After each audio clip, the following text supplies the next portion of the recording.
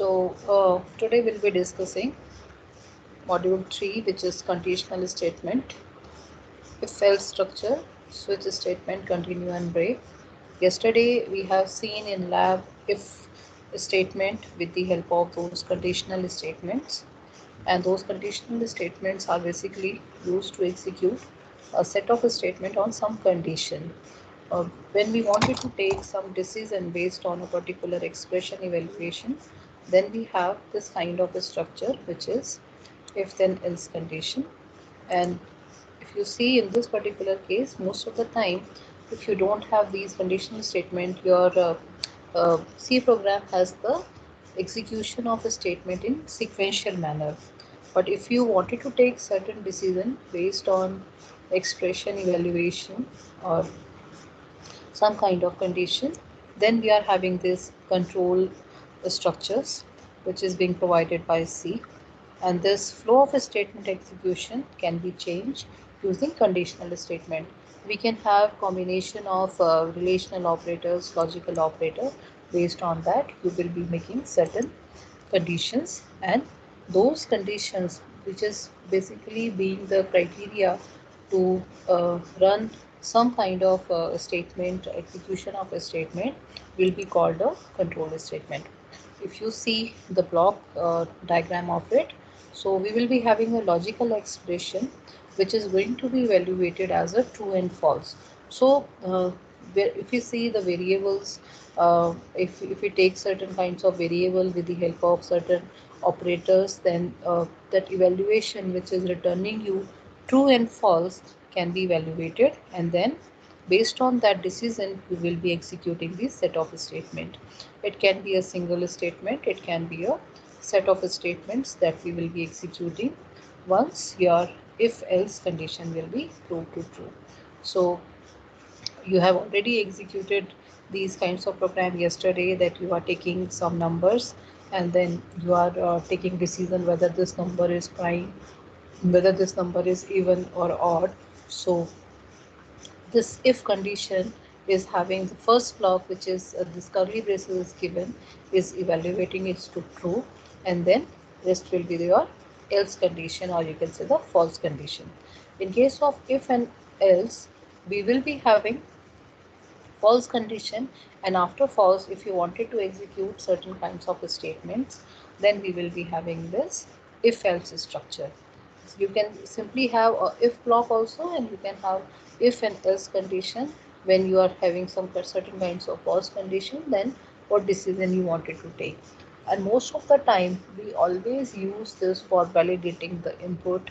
For example, yesterday I told you that in your technical test also, these kinds of use cases will be given, that so you are going to take certain input, and that input should start from this particular letter. You should not allow special character. It should have only this much of length of the data, and some certain kinds of constraint also, that it should not allow numeric values. So all those validations, all those decisions while taking the input can be done with the help of these kinds of control statement or the conditional statement. And though these kinds of things are known as test cases, when we say that my program is tested against these many test cases, meaning I'm validating my input, and then like yesterday, some one of you have asked, madam, can I take the condition of equal to 0 also? So the number of conditions that you can think to validate your input and to validate your program is always welcome, and it is always a good practice that whenever you write a program or you are taking certain input, always validate that input. It gives a nice impression that you are clear what you are going to accept and what you are going to do with that particular data. So many more programs you can see for practice, and this logical building program is always asked in interview, because they are not going to give you a complete problem statement. And when company wanted to see, they wanted to see how good you are in logic building, and how you can write these kinds of test cases. So always practice. If you are working with C++, Java, Python, These 4 platforms will always be given to you to test these kinds of statement. So in case of if and else, you can see again the same program is there, but under that else condition, you are checking for the odd number because you are taking modulus. So if it is not having any kind of remainder value, then you are saying it is a even number and odd number. So if else basically for the true condition and for the false condition. Then yesterday we have Ma'am, seen what this. was get CH? Excuse me, ma'am. Yes, beta. What was get CH theorem? Beta, this is basically to wait for certain kinds of input. Most of the time in compiler, this particular statement won't wait for the input. So वहाँ पे एक तरीके से string को halt करने के लिए या एक वेट सीक्वेंस डालने के लिए गेट सी एच यूज होता है या गेट सी एच यूज होता है.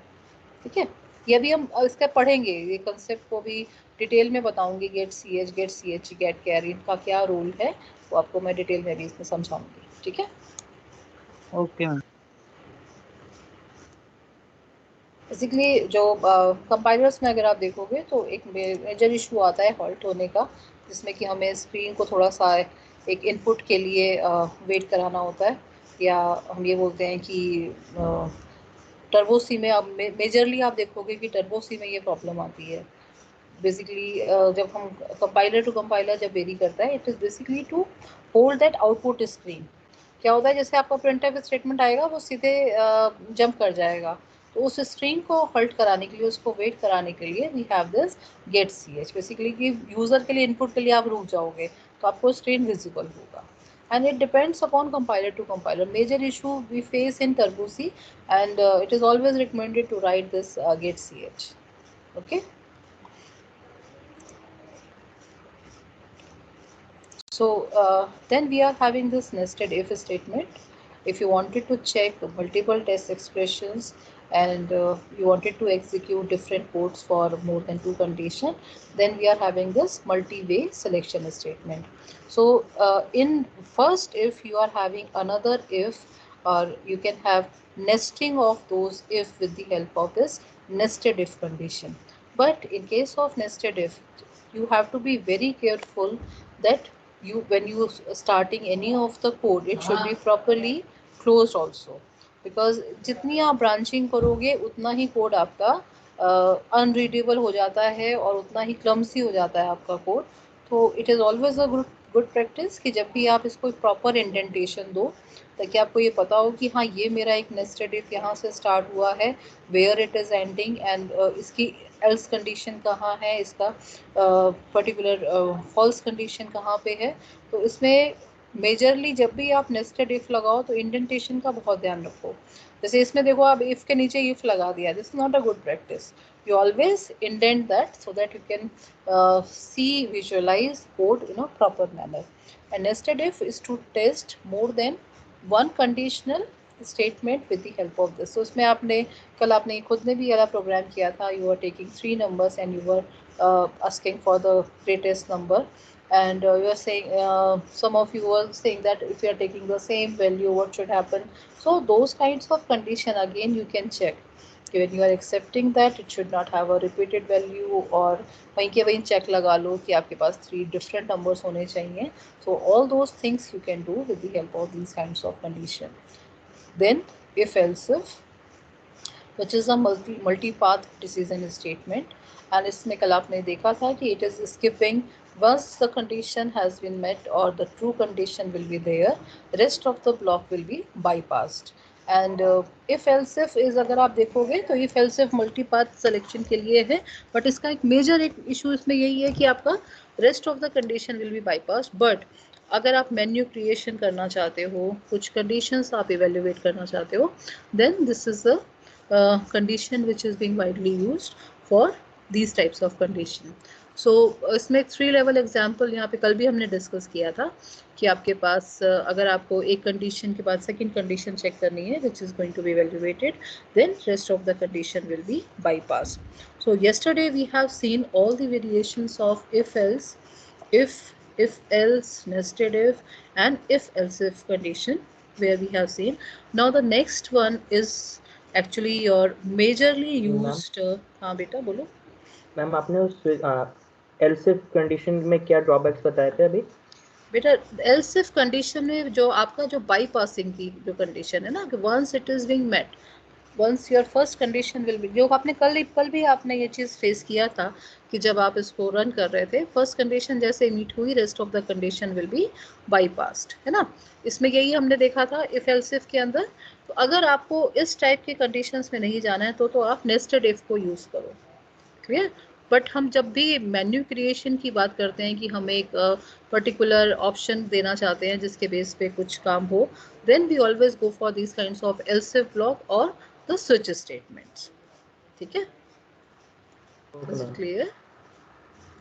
Okay, ma'am. Now next is switch statement, widely used and for menu creation, and this is actually a substitution for long if statements, where you are comparing a variable to several integer values. जैसे मैंने कुछ input लिया, मैं condition देना चाहती हूँ कि if you press 1 then it should do this particular part. जैसे आप देखते हो when you call to call center for any problem, they start asking you lots of options.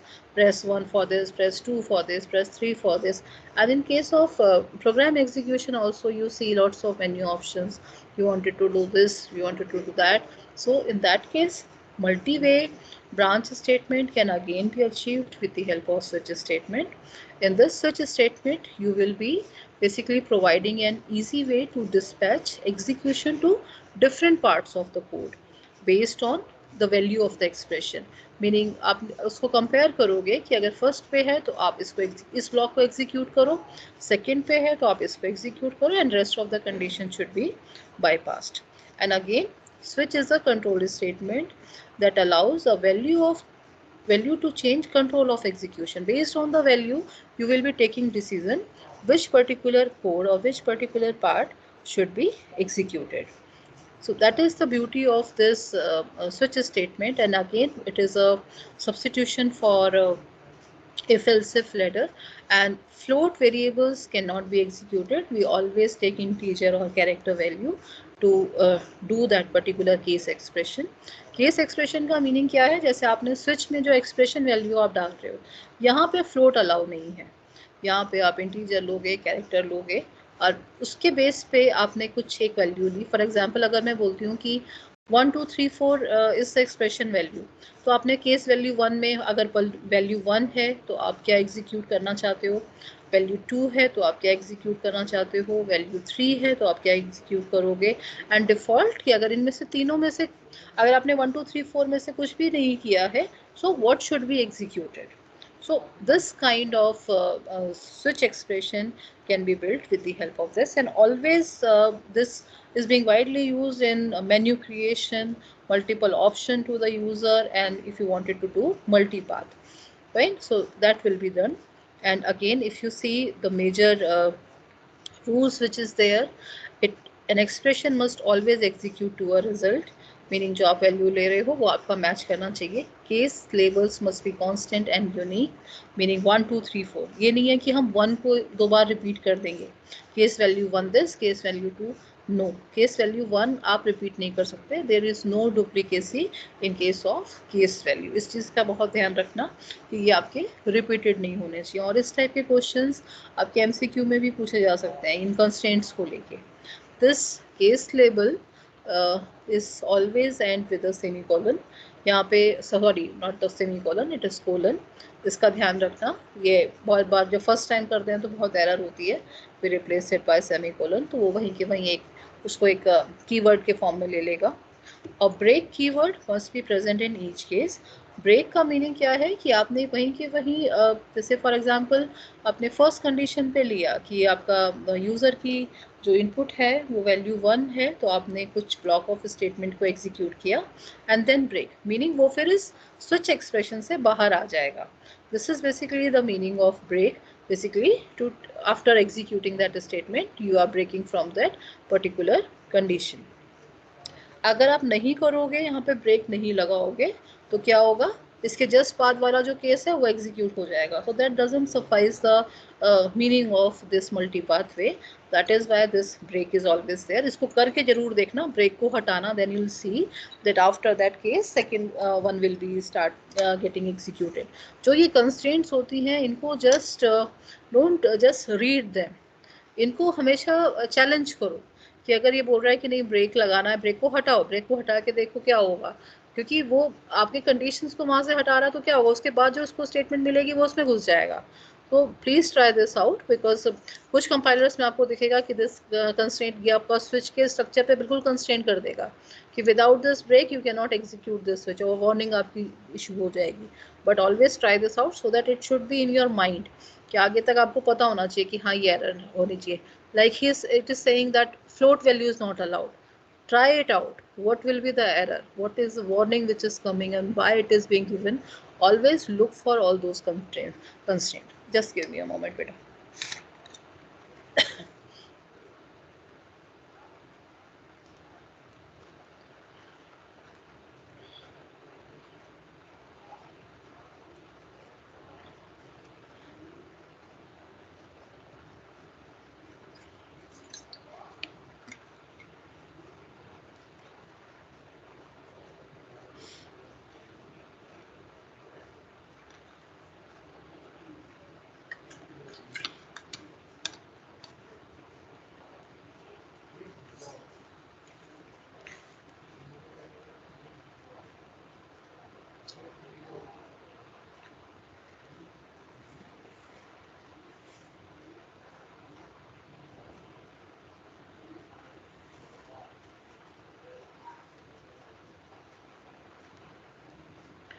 Now the next is there can be only one default label. This is actually talking about this default one. Other than these cases, if any other value will be there, so only one default label will be there. You cannot duplicate them because this is a semantic rule which has been applied to switch cases. And we can have multiple switch statement also, which is nesting. जैसे आपने if के अंदर if देखा है, वैसे ही हम switch के अंदर एक और switch भी डाल सकते हैं, but that will make your code very clumsy. तो अवॉइड करना चाहिए. बट समटाइम्स जब हम एक मेन्यू सब मेन्यू इस टाइप की कुछ ऑप्शंस पे काम करते हैं जो कि सी में या फिर हम कुछ ग्राफिक बेस्ड कुछ काम करते हैं, we always require them. So it is always possible that you can have nesting of switch cases also. Is it clear? Any doubt to anyone till now? Ma'am अगर हम लोगों ने जैसे केस 1 में ब्रेक नहीं लगाया, मतलब कहीं पे भी ब्रेक नहीं लगाया, तो केस 1 अगर सेटिस्फाई हो गया तो फिर उसके नीचे वाली सारी स्टेटमेंट्स एग्जीक्यूट हो जाएंगी. बेटा देखो ये अगर मैं इसको बोलूँ ना, जो मैंने इसको ट्राई किया है, अगर मैं इसमें देख के चलूँ तो अगर आप वैसे कंपाइलर पे लेके चलोगे, most of the compiler restrict that, they always gives you this warning that break should be there. But if you won't have this break statement, ठीक है, अगर इसको हम टर्मिनेट नहीं करेंगे, देन उसके बाद की जितनी स्टेटमेंट जो फ्लो ऑफ कंट्रोल है वो नेक्स्ट लाइन के ऊपर जंप करता है. ठीक है, तो नेक्स्ट लाइन पे अगर उसको कोई भी स्टेटमेंट मिलेगा तो वो उसको एग्जीक्यूट कर देगा. मैम बेसिकली एक ग्लोबल इसमें फ्लैग है जो कि किसी भी कंडीशन को सेटिस्फाई करने पे बंद हो जाएगा और फिर सारी स्टेटमेंट एग्जीक्यूट होती रहेंगी जब तक ब्रेक स्टेटमेंट नहीं आएगा. बिल्कुल बिल्कुल. बेसिकली देखो क्या है ये, अगर हम देखें ना तो उन्होंने जो इफ एल्स इफ की लेडर है, जो पूरा हम इफ एल्स इफ का जो अभी तक बनाते आए हैं कि बस ये वाला जैसे ही कंडीशन मीट करे और बाहर हो जाओ. मैंने कल भी बोला था कि इफ एल्स इफ में हमेशा उसको स्टार्ट करते हैं निगेशन से, ताकि वो ट्रू कंडीशन की तरफ मूव करे. तो उसको और इजी करने के लिए ये स्विच केस को बनाया गया है. बट अगर आप कंपाइलर्स में देखोगे वो सिमेंटिक पे चलते हैं, जो एक स्ट्रक्चर पे चलते हैं, तो वो उसको मैंडेट कर देते हैं कि no it should be like this only, कि आपका ये डिफॉल्ट भी होना चाहिए, ब्रेक भी होना चाहिए. बट अगर आपका कुछ ऐसा स्ट्रिक्ट रूल वाला कंपाइलर नहीं है, then you can see this problem also कि अगर आप ब्रेक नहीं लगा रहे हो तो next statement will be executed. And it is there that break is statement. अगर हम देखें तो इसमें एक तरीके से इन्होंने ऑप्शनल किया हुआ है कि अगर आप इसको नहीं भी लगाना चाहते हो तो आप इसमें यूज कर सकते हो. You can not use continue into this, but you can use break within this particular switch statement. And nesting is ma'am एक और डाउट था, जैसे कि अगर जो फ्लैग है वो 0 के इक्वल है तब जाके डिफॉल्ट एक्टिवेट होता है, डिफॉल्ट एग्जीक्यूट होगा। लेकिन अगर कोई एक कंडीशन सेटिस्फाई हो गई और ब्रेक स्टेटमेंट नहीं लगा है किसी में, तो सारे केसेस एग्जीक्यूट हो जाएंगे और डिफॉल्ट एग्जीक्यूट नहीं होगा फिर। हाँ, तब तो देखो एक बार आप कंडीशन में मूव कर गए ना, देखो अगर अब तुमने केस वैल्यू पे डाल दिया, केस वैल्यू पे अगर 1 और 2 पे वैल्यूएट हो रहा है तो उसके तो बाद वाली एग्जीक्यूट होंगी ना। अदरवाइज तो अगर देखो जो लेबल है वो लेबल को मैच कर रहा है, लेबल के बाद वाला एग्जीक्यूट करेगा, और डिफॉल्ट में तो तब जाएगा ना जब उसको वो एक भी केस लेबल मिल ही नहीं रहा है। ठीक है, तो अगर ब्रेक नहीं डाला तो अगर फर्स्ट स्टेटमेंट सेटिस्फाई हो गई तो सारे केसेस एग्जीक्यूट हो जाएंगे और डिफॉल्ट एग्जीक्यूट नहीं होगा। हाँ बिल्कुल, बट इसको ट्राई करना, इसको पार्थ इसको ट्राई जरूर करना। ठीक है, इसको करके जरूर देखना कि क्या आता है। ठीक, इसको एज इट इज मत छोड़ देना, देखिए ये चीजें बहुत इंटरेस्टिंग होती है और आगे तक के लिए एक लर्निंग होती है। ठीक है, now very simple program, you are taking input, you are taking choice as 1 2 3, आपने 2 नंबर ऐड करवाए हैं, enter 2 numbers, then you are taking input of those 2 numbers and then you are taking choice from the user। अब देखो यहाँ पे हमने %ch करके जो वैल्यू ली है, that value is going to the switch case। अगर वो 1 2 and 3 में से है, so केस लेवल का मीनिंग ये है कि केस में अगर वैल्यू 1 है तो आप क्या एग्जीक्यूट करना चाहते हो, अगर वैल्यू 2 है तो आप क्या एग्जीक्यूट करोगे, if the value is equal to 3 then you will be doing multiplication, otherwise subtraction and addition will be there, and in default it is giving you that it is a invalid choice, and before ending this switch case we are simply writing this print message as end of the switch statement, and again to stop this window or to stop this input window we are writing this get ch command। ये turbo सी में बहुत ज़्यादा use होता है, online में आप देखोगे इसकी ज़रूरत नहीं पड़ती है, बट टर्बो सी में मेजरली इशू होता है कि वो जो विंडो है आपका वेट नहीं करता, इसलिए we use this get ch। So this case label which is this value is actually talking about जो आपने वैल्यू आपने यूजर से एंटर करवाई है उसके बेस पे वो डिसीजन लेके इसको एग्जीक्यूट कर रहा है। ठीक है, सो एंड ब्रेक का जो हम यूज कर रहे हैं वो basically to break from this particular block, कि आपका जब एक बार आपने 1 डाल दिया तो 1 के बाद उसने क्या किया, उन 2 वैल्यू को सम करके वैल्यू को प्रिंट कर दिया। बट ये नहीं होना चाहिए कि एक बार 1 पे कंडीशन हो गया तो वो मल्टीप्लिकेशन भी कर रहा है और वो सब्ट्रैक्शन भी कर रहा है, तो उसको हमने कैसे हटाया है, with the help of this break statement. This is kind of a keyword with special meaning, जो कि हम एक सिंपल कोड में भी यूज़ कर सकते हैं, जिसका एक सिंपल एग्जांपल है यहाँ पे कि आपने एक प्रोग्राम लिखा है, वैल्यू इज इक्वल टू 10 लिया, वाइल लूप लगाया है कि फेज लेस देन 15, तो आपने उसको वैल्यू को इंक्रीमेंट करके प्रिंट कर दिया, बट जैसे ही 13 पे आए तो ब्रेक कर जाओ। So this break can be used within your switches also and can be used within your simple program also, जहाँ पे आपको चेक कंडीशन को ब्रेक करना चाहते हो और उससे बाहर निकलना चाहते हो, then again you can use this break particular part, and similarly we are having this continue, we will be discussing that, but first please repeat the switch and break. Not switch I have already discussed, I'll discuss this break. Vanshika, I'm not going to repeat each and everything, okay, again and again.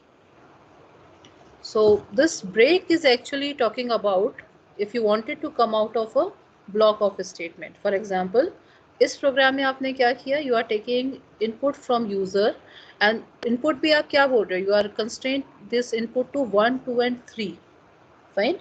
if it is value to equal to value 1 then you are executing summation of these two value, क्योंकि आप first पे सम करना चाहते हो, 2 पे आप minus करना चाहते हो, 3 पे आप मल्टीप्लिकेशन करना चाहते हो। तो अगर वैल्यू 1 हुई तो आपने इस ब्लॉक को एग्जीक्यूट किया। ब्लॉक का मीनिंग क्या है, ब्लॉक में आपकी स्टेटमेंट्स हैं, तो केस लेवल 1 में जितनी भी स्टेटमेंट है, जो मैं ये बोल रही हूँ block 1, this block will be executed and then you are breaking from the condition. Break का मीनिंग क्या है, आप इसके बाद वाली कोई भी कंडीशन एग्जीक्यूट नहीं होगी। Now is it clear Vanshika? Yes ma'am. So this break is actually to come out of that block। आपने इफ एल्स इफ में देखा था कि एक बार कंडीशन ट्रू हो गई वो एग्जीक्यूट हो जाएगा और उसके बाद वो ऑटोमेटिकली उसको बाईपास कर रहा था। इसमें क्या है, इसमें एक स्ट्रक्चर गिवन है कि always with this case block you always write this break statement. But break क्या है, break is a special keyword with a special meaning. Break से हम क्या, इसको हम एक सिंपल प्रोग्राम में भी यूज कर सकते हैं जहाँ पे आप एक कंडीशन को मीट करा के ब्रेक कर रहे हो, मीनिंग आप उसके बाद कुछ एग्जीक्यूट नहीं करना चाहते। अगर आप इसमें देखो, आपने a लेस देन 15 लिया है, 10 से आपने स्टार्ट किया और 10 को आप इंक्रीमेंट कर रहे हो a प्लस प्लस करके, and then you are printing, but when this value is equal to 13, greater than 13, then you are breaking this condition. So break can be used in single program also, without any switch statement also, because this is to break the sequence of order, कि आप वहां से उसका order ही आप वहां से remove कर रहे हो कि उसके बाद वाला कुछ एग्जीक्यूट ना हो. That is the meaning of break statement. Clear? Now is it clear? Yes, ma'am. I'll be showing you some codes based on the switch statement. Switch में हम लोग स्ट्रिंग को कंपेयर कर सकते हैं. बेसिकली उसमें हमेशा कैर वैल्यू पे किया जाता है, स्ट्रिंग पे कर सकते हो, बट स्ट्रिंग पे हम से strcmpi यूज करके कर सकते हाँ, हैं. उसमें लेकिन फिर इसमें वो सारा फिर पता है क्या करोगे, उसमें फिर तुम्हें पूरा का पूरा रिस्ट्रिक्ट करके मैच करना पड़ेगा, इसीलिए हमेशा हम इसमें इसमें ना दूसरा वेरिएबल कौन सा लेंगे? अगर strcmpi लिखेंगे तो ch कंपेयर्ड विद वो तुम उसमें वो ये भी ट्राई कर रहा था मैं अभी. स्ट्रिंग कंपैरिजन पे लगाओगे, या तो तुम एक काम करो, सीधे सीधे एक फॉर लूप लगाओ और उसके बाद उसको मैच करते हुए चलो एरे की तरह. अच्छा, एक ही कंडीशन को हाँ हर हाँ बार हाँ डिफरेंट हाँ टाइप से. हाँ, वैसे करके मैच करो. इसीलिए ना हमेशा इसमें हमेशा ये इंट और कैर पे ही लेके चलते हैं, क्योंकि स्ट्रिंग में हमारा काम उतना ही बड़ा बढ़ जाता है. वो फिर डायरेक्ट strcmpi से हो जाएगा हाँ या हाँ, strcmp से. और वैसे एरे से करो, एरे से करो, उससे ज्यादा तुम्हारा एक एक कंपैरिजन पे रहेगा. Okay ma'am.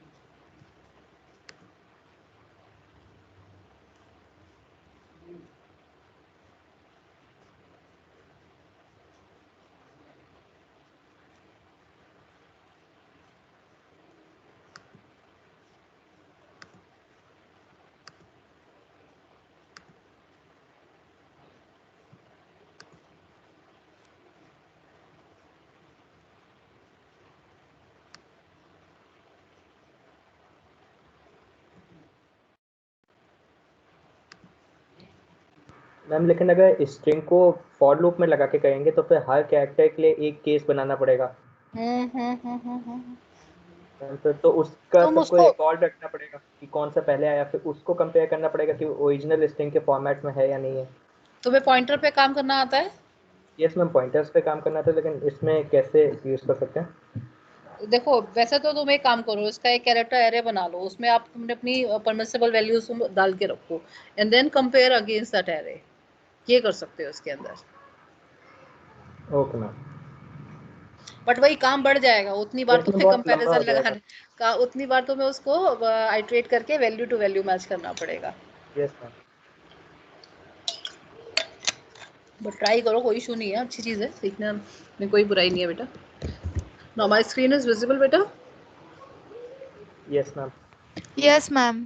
Now this is very simple example. यहाँ पे हमने कोई इनपुट नहीं लिया है, सीधे सीधे x की वैल्यू को फिक्स कर दिया 2 पे. Then when it goes to switch this value, जो कि हम कोई यूजर से नहीं ले रहे हैं, तो आपकी सीधे वैल्यू इसमें x में क्या गई, वैल्यू एंटर्ड इज 2, क्योंकि वो ऑलरेडी उस वैल्यू पे ही जा रहा है. x की a की वैल्यू अगर मैं इसमें इनपुट लेती तो मैं यूजर से लेती 1 2 and 3. Now because the value is 2, तो अब इसमें क्या होगा, directly it goes to the second block. देखो ना तो वो 1 पे गया ना वो 3 पे गया, सीधे सीधे it is being match to case label 2 which is case 2. और यहाँ पे वो क्या प्रिंट कर रहा है, print F is choice is 2. ना तो इसने केस 1 पे कुछ प्रिंट किया, ना इसने केस 3 पे प्रिंट किया, and neither this default block is going to be executed, because सीधे सीधे कंडीशन और केस मैच हो रहा है, value is equal to 2 पे, so it is being evaluated, and against that it is printing this that choice is equal to 2. Fine. सो ये meaning है आपके स्विच केस लेवल का. And like he is saying ki what all input we can take. So other than float all the data types can be used, but again that depends कि आप उसका iteration और उसका comparison कैसे करोगे. ठीक है. So advisable is always take integer and character value, जहाँ पे आप input condition कुछ इस type की दें 1 2 3 दें, या फिर आप कुछ एक array value पे ले लें या operand value पे ले लें, and then you can compare it. Is it clear to everyone? Ma'am float use क्यों नहीं होगा? बेटा फ्लोट का देखो, सबसे पहली बात तो आपने जब याद हो तो फॉर्मेट स्पेसिफायर में आपने बहुत सारे कंडीशंस देखे थे, याद है? उसमें floating point, then based on the compiler size is also varying. याद है किसी में आपको Yes, जब ma'am. मैं बोलती थी कि 32 बिट पे इतना आएगा, 16 बिट पे इतना साइज आएगा, अगर आपको याद हो. And major issue is with the precision point, कि आपकी प्रिसिशन वैल्यू कितनी है, और उस प्रिसिशन वैल्यू को कैसे कंपेयर करोगे. Like right now Parth is trying for a string. String को कंपेयर करने में ही हमें इतने आइट्रेशन लगाने पड़ रहे हैं. उसमें आप कैसे वैलिडेट करोगे कि 2.3 जाना चाहिए या 2.34 जाना चाहिए या 2.56 जाना चाहिए. समझ में आया क्या रीजन है? Okay ma'am. ठीक है. इसको हमेशा एक उससे सोचो कि डेटा टाइप है तो डेटा टाइप में क्या पॉसिबल है और क्या पॉसिबल नहीं है, तो आपको खुद ही आंसर मिल जाएगा इसका.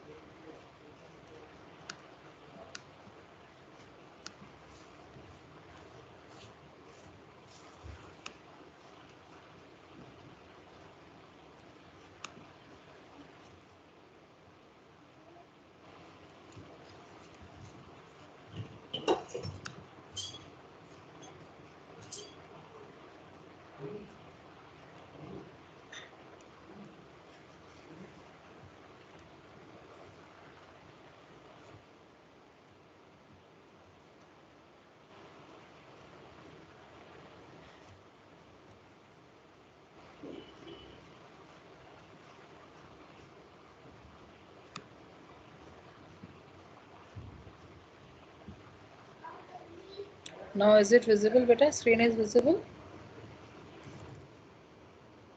Yes, ma'am, it is visible.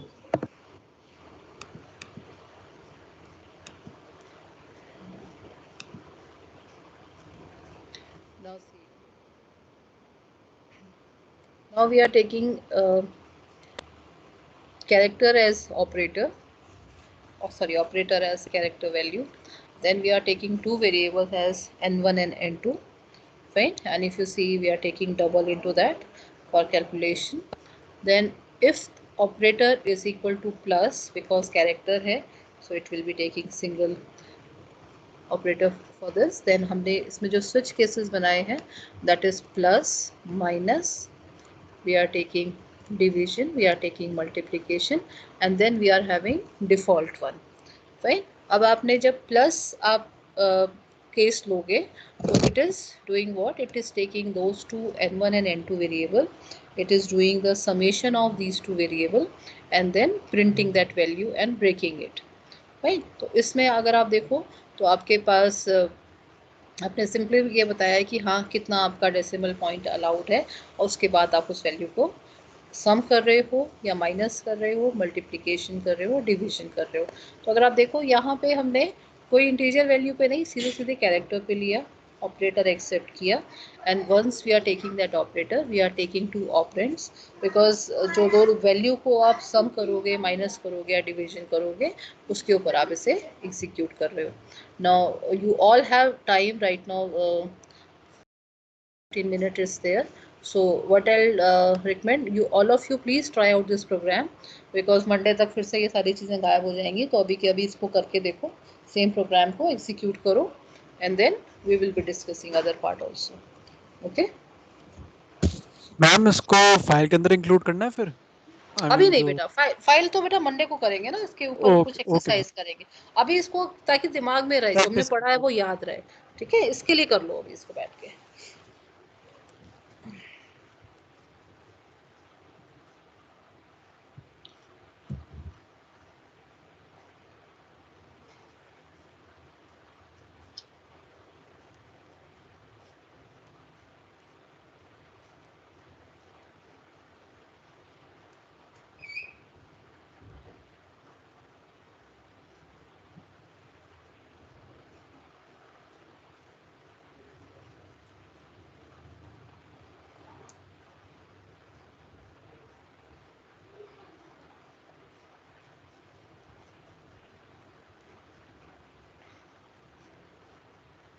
Ma'am, we can take values instead of N1 and N2. हाँ हाँ, वैल्यू भी ले सकते हो, बट बेटा इनपुट लेने की आदत डालो। ठीक है, Okay, ma'am. ताकि आपको ये स्कैनफ की कंडीशन से बेटा याद हो, ताकि आपको, ठीक है ना।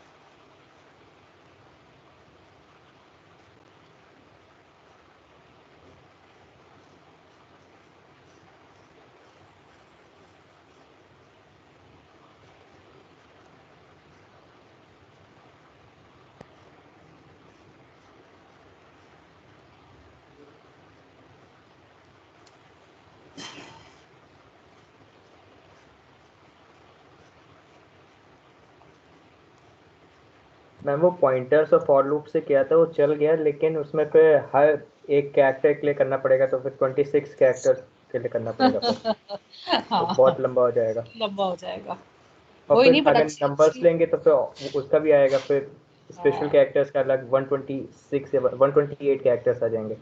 हाँ, बड़ा अच्छा है, तुमने ट्राई किया, it's good thing. Thank you ma'am.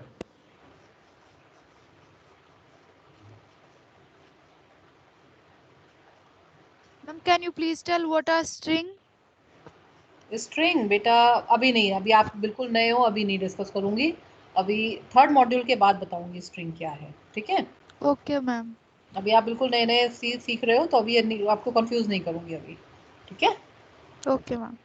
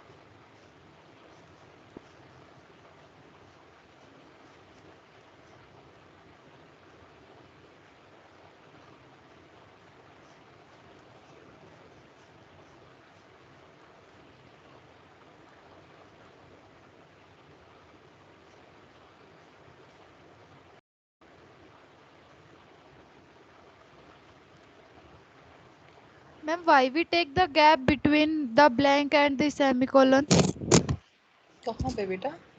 Ma'am enter an operator and bracket वो and जस्ट then बेटा there is a gap. बेटा देखो, डबल कोट्स में जब भी आप कुछ लिखते हो वो एक मैसेज की तरह प्रिंट होता है, ठीक है? तो ये जस्ट एक रीडेबिलिटी के लिए है, ऐसा कुछ नहीं है कि ये मैंडेटरी है। डबल कोट्स Okay का मैम. मतलब ही है, जैसे हम बोलते हैं ना, किसी एक पर्टिकुलर ऑथर ने कुछ बोला, उसकी सेइंग है, उसको हम डबल कोट्स में लिखते हैं ना, मीनिंग हम उसको चेंज नहीं कर सकते। Whatever is there we are printing that value. Similarly printf में जब डबल कोट्स में आप कुछ भी डाल रहे हो, दैट इज अ लिटरल, वो एज इट इज प्रिंट हो जाएगा आपके स्क्रीन पे। Ma'am, after there is a bracket and there is double and there is a blank gap. हाँ I कोई know. हाँ हाँ कोई नहीं, उसको आप जैसे आप लिखना चाहो, नहीं देना चाहते हो नहीं भी दोगे तो भी चलेगा वो। Okay, ma'am.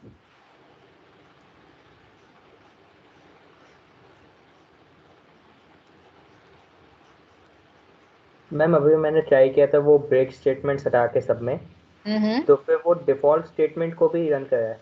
कर रहा है रन? Yes ma'am. ओके। और मतलब उसने सारा, मतलब किसी पे भी तुमने ब्रेक नहीं दिया? नो मैम, किसी पे भी नहीं, डिफॉल्ट में भी तो नहीं, जबकि उसमें फर्क एक भी नहीं एक पड़ता। एक के बाद एक सारे स्टेटमेंट एग्जीक्यूट करता गया? And there yes any ma'am. Warning, any warning? No ma'am. Okay good. And which compiler बेटा?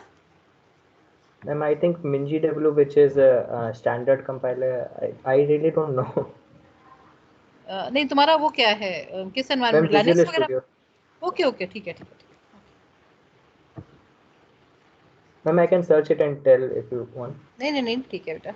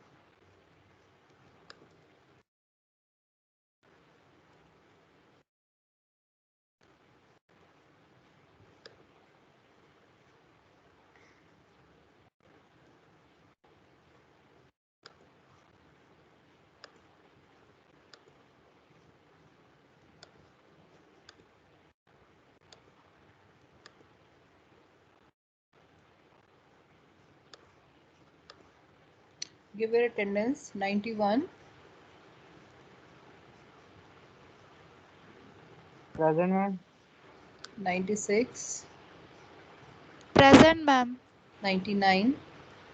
Present, ma'am. 300. Present, ma'am. 301.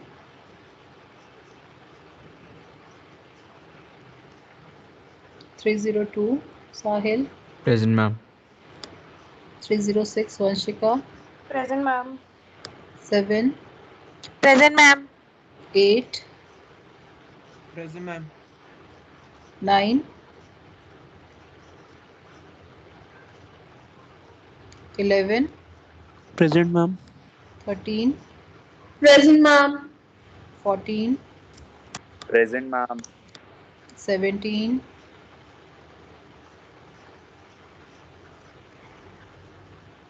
19. Present, ma'am. 21. Present, ma'am. 22. Present, ma'am.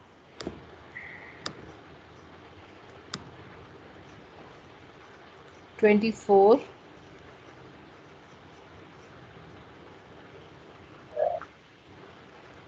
Aditya 25. Present, ma'am. Okay, 1, 2, 3. So Shekhar is absent, Hiren and Vanshveer and Aditya. Ma'am, 301 Shekhar present, ma'am. Shekhar, okay beta.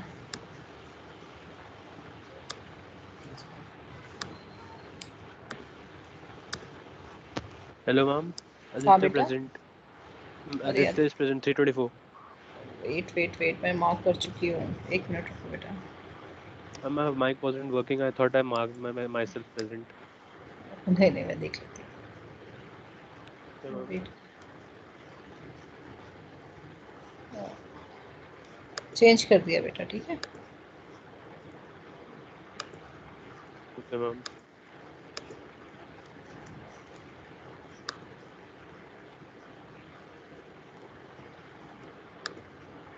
Aditya Kumar 29.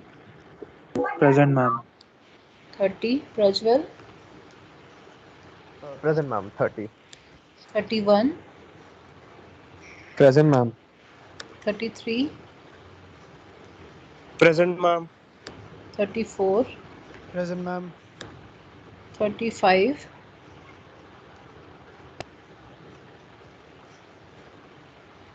36.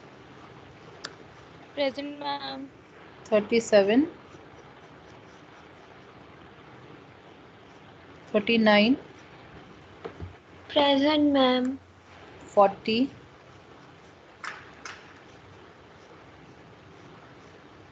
42. Present, ma'am. 46. Present, ma'am. 47. Present, ma'am. 48. Present, ma'am. 51. Present, ma'am. 54.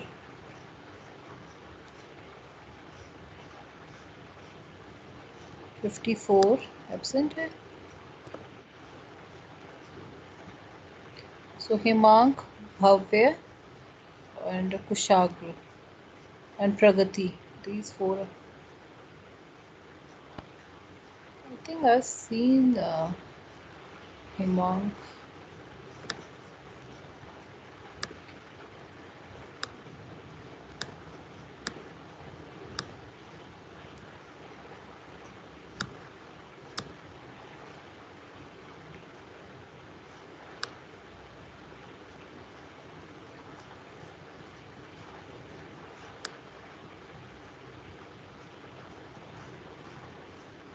Ma'am hmm. Ma'am जो default वाला था कि उसमें सारे execute हो गए, तो उसमें एक डाउट आया था क्योंकि अगर सारे एग्जीक्यूट हो गए तो मतलब कि डिफॉल्ट स्टेटमेंट लास्ट में भी यूज होता है, तो फिर डिफॉल्ट हो सकता है कि एक ऐसे ही स्टेटमेंट हो जो कि डायरेक्ट एग्जीक्यूट होने के लिए हो. तो मैंने डिफॉल्ट को ऊपर लिखा था तब भी वो डिफॉल्ट एग्जीक्यूट नहीं हुआ, लेकिन केस 1 एग्जीक्यूट हो गया. तो मतलब डिफॉल्ट में कोई फ्लैग यूज होता है, लेकिन ऐसा हुआ ही नहीं. स्ट्रक्चरल मीनिंग है इसका, मतलब ये है कि स्ट्रक्चरल मीनिंग है उसकी, ना कि केस पे है. डिफॉल्ट जैसे एक तरीके से हो गया कि एक स्ट्रक्चरल वैल्यू हो गई है ना, वो इसका मीनिंग आ रहा है इसका मतलब. इसको मैं भी ट्राई करती हूँ. चलो मैं अपने उस पर भी कंपाइलर पे ट्राई करूंगी, फिर इसको डिस्कस करेंगे, ठीक है, कि मेरे उस पे क्या कैसे वेरी करता. हाँ वंशिका, क्या दिखा दूँ बेटा? Default statement.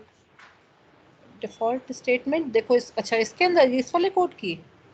Yes ma'am. Okay okay okay.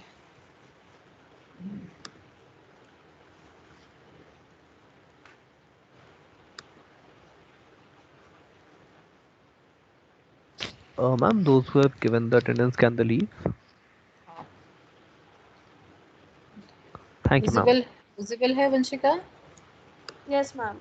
Okay.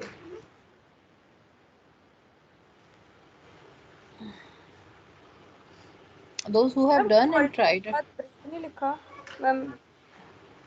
इसके बाद बेटा क्योंकि इस हिसाब से स्विच के हिसाब से अभी लास्ट है, लिखना चाहते हो लिख भी सकते हो. Okay ma'am. क्योंकि ये एक तरीके से स्विच का एंड है, ठीक है, कि अगर इसमें से कोई केस वैल्यू नहीं है तो हम इस पे डिफॉल्ट पे चले जाएंगे, ये इसका मीनिंग है. एक्सक्यूज मैम, हाँ. तो फिर हम डिफॉल्ट को छोड़ भी तो सकते हैं. नहीं बेटा, डिफॉल्ट को हम छोड़ नहीं सकते हैं, क्योंकि हम ये मान के चल रहे हैं कि अगर इनमें से केस में कुछ नहीं है तो हम डिफॉल्ट पर जा रहे हैं, और वो उसका एक स्ट्रक्चरल बिहेवियर है। जो स्विच को जो डिफाइन किया गया ना, वो इस वे में डिफाइन किया गया है। फिर वो एरर देगा या फिर वो वार्निंग इशू करेगा। तुम इसको करके देखो, हटा के देखो, वार्निंग मिलेगी तुम्हें। और जो स्ट्रिक्ट आपके कंपाइलर्स होंगे वो आपको इसमें वो दे देंगे कि आपका ये कंप्लीट नहीं है। मैम पर जब मैं टर्बो C++ में करता हूँ तब उसमें तो हाँ। कोई वार्निंग एरर कुछ नहीं देता, वो बस लीव कर देता है। हाँ हाँ। और जो वो था मैम उन्होंने कहा था कि जरूरी नहीं होता, पर उसको डाल दोगे तो बेटर रहेगा। नहीं नहीं, देखो जो स्विच का जो आपका बिहेवियर कंडीशन है ना, जो आप उसमें देखोगे तो ये लेबल जो केस लेबल दे रहा है, उसके बाद उसने एक डिफॉल्ट कंडीशन दी है। बट अगर आप इसको कभी भी ना कंपाइलर के उस पर देख के चलो कि कंपाइलर कैसे इसको चेक कर रहा होगा। कंपाइलर को एक सेट ऑफ स्टेटमेंट, एक बना बनाया एक स्ट्रक्चर मिला हुआ है, वो स्ट्रक्चर के अगेंस्ट कंपेयर कर रहा है। ठीक है, तो अगर उसको नहीं मिलेगा तो उसने सिंपली एक वार्निंग उसमें इशू कर दी। बट जो स्ट्रिक्ट कंडीशन पे जाएंगे वो उस पर आपको ये भी मैंडेट करेंगे कि नहीं, आपको ब्लॉक में लिखना पड़ेगा। ठीक है, इसलिए ये कंपाइलर मैंने जैसे उससे पार्ट से भी पूछा कि वो कौन सा यूज़ कर रहा है, क्योंकि वहाँ पे अगर वो यूज़ कर रहा है तो मेरे उस पर क्या कंडीशन आती है वो मुझे चेक करनी पड़ेगी। मैम मैं वो यूज कर रहा हूँ टर्बो C++ 3.2। ओके, तो मैं एक बार इसको हटा के देखना क्या तुम्हें मिलता है। ठीक है, मैम मेरे को कोई एरर या वो नहीं मिलता वार्निंग, इसलिए मैं पूछ रहा था। ठीक है। ओके, सीधे जो केस लेबल चेक हुआ उसके बाद वो सीधे ब्रेक करके बाहर आ जाता है, ऐसे होता है। बाहर आ जाता है। ठीक है, क्योंकि और फिर ठीक मैंने वो भी चेक करा है कि एक हाँ स्टेटमेंट डाल के क्या होता है उसके बाद हाँ हाँ हाँ डायरेक्टली, हाँ। तो वो दे ओके देता है वो statement C out it is working. Okay okay, मतलब तुमने कब डिफॉल्ट की जगह पे एक स्टेटमेंट लिख दिया तो वो एग्जीक्यूट हो रही है। नहीं नहीं मैम, मैंने स्विच केस खत्म करा फिर सी आउट लिखा ताकि ओके टेस्ट कर सकूं कि चल रहा है या ठीक नहीं उसके बाद। ठीक है ठीक है ठीक है ठीक है। मैम हाँ बोलो। मैम जैसे इंटरनल्स में बहुत सारे कंपोनेंट्स है, attendance, practical, viva, quiz, test, तो मैम मिड टर्म की कितनी वेटेज है मैम? जैसे हमने तो 40 पॉइंट्स का दिया है। हाँ, तो उसका 15% वेटेज होता है बेटा। Okay ma'am. And ma'am one more thing ma'am, जैसे हम ये कॉलन कहाँ यूज करते हैं? मतलब जब अगर हमने कल इफ स्टेटमेंट का करा तो उसमें हमने कॉलन नहीं लगाया, स्विच वाले में नहीं लगा, केस वाली जो हमने लाइन लिखी इसमें नहीं लगा, स्टेटमेंट में नहीं लगा, तो मतलब कोई स्पेसिफिक हो तो मतलब सिर्फ प्रिंटफ एंड स्कैनफ के साथ लगेगा? नहीं, ऐसा कुछ नहीं है बेटा। इसमें जब भी हम इसको जो कोलन जो बोलते हैं ना, ये बेसिकली अगर आप स्टेटमेंट एंड देखो तो वो हमेशा सेमी कोलन से होगा। बट इस टाइप के जब आपके पास कोई स्ट्रक्चरल बिहेवियर आता है कि उन्होंने एक डिफाइन कर दिया स्ट्रक्चर, तब वो उसको इस कोलन से डिफाइन करते हैं। ठीक है, बट ये वेरी करेगा, अलग अलग लैंग्वेजेस में इसका अलग अलग यूज रहता है। Okay ma'am.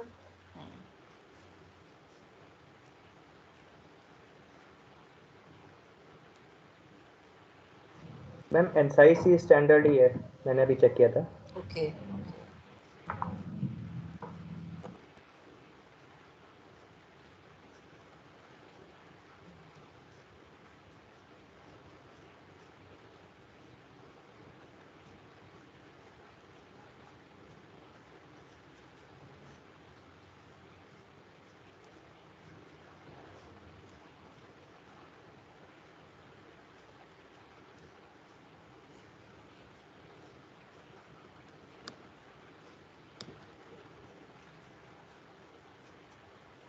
now you can leave beta. Ma'am, it's showing error operator is not correct.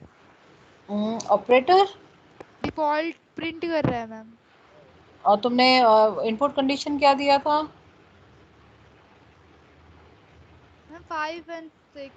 नहीं नहीं, ऑपरेटर कौन सा डाला था? प्लस माइनस कुछ डाला था? Yes ma'am, plus minus multiply and अरे नहीं नहीं, जब तुमने यूजर से इनपुट लिया तो उसमें क्या डलवाया? अगर वो इनपुट तुमने प्लस या माइनस में से नहीं लिया तो वो डिफॉल्ट रन करेगा ना बेटा। Okay ma'am. हाँ, ये हो रहा है। Ma'am, can we leave? Yes बेटा, you can leave. Thank you ma'am. Thank you, ma'am. Excuse ma'am. हाँ बेटा बोलो। मैम आपने अभी अटेंडेंस की होगी ना, मेरा लैपटॉप बीच में बंद होने वाला था चार्जर से। ओके, हाँ मैंने तुम्हारा वही नाम मैंने मुझे याद आ रहा था, शायद मैंने तुम्हें बेटा प्रेजेंट ही मार्क किया है, मुझे याद था कि तुम हो क्लास में। फिर भी मैं बेटा एक बार चेक कर लेती हूँ, ठीक है ना। वैसे मैंने आपको, मुझे याद है मैंने आपको प्रेजेंट मार्क किया है बेटा। Thank you.